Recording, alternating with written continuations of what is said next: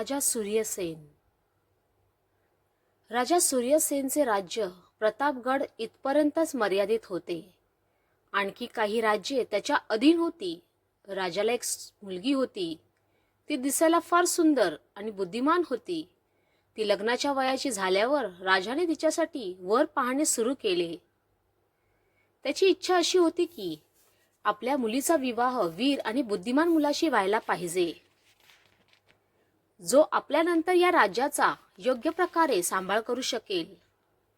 राजकुमारी आणि राजावर अनेक राजकुमारांची नजर होती. मात्र राजा सूर्यसेनने एक कठीण अट ठेवली होती. जेव्हा जो कोणी विवाहाचा प्रस्ताव ठेवीत असे, तेव्हा राजा त्याला संसारातील सर्वात मौल्यवान वस्तू घेऊन ये असे सांगत असे. व लोभी व्यक्तींना धडा बसविण्यासाठी त्याने पुढे अट ठेवली होती की ती वस्तू मला आवडली नाही तर मी त्याला कारागृहात टाकणार. अनेक वेगवेगळ्या वस्तू घेऊन आले, परंतु राजाने त्या वस्तूंना असहमती दर्शवत त्यांना कारागृहात टाकले. राजाला विश्वास होता की एक ना एक दिवस कोणी ना कोणी बुद्धिमान वीर पुरुष आपल्या राजकन्येसाठी ही अट पूर्ण करेल. एके दिवशी त्याच्याच राज्यातील एका छोट्या खेड्यातील एका शेतकऱ्याचा तरुण मुलगा रघु 3 वस्तू घेऊन राजाकडे आला व अट मान्य करण्याची इच्छा व्यक्त करू लागला.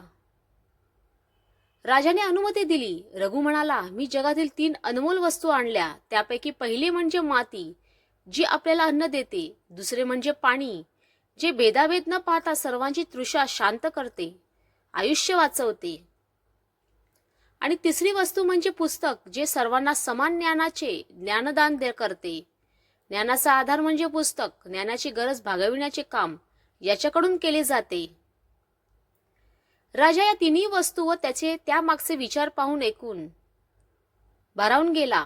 त्याने त्याच्या मुलीचा विवाह रघुशी केला व राज्याचा उत्तराधिकारी म्हणून नियुक्त केले. तात्पर्य: बुद्धिमान लोकांकडूनच जगातील कठीणातील कठीण प्रश्नांची उत्तरे प्राप्त केली जाऊ शकतात.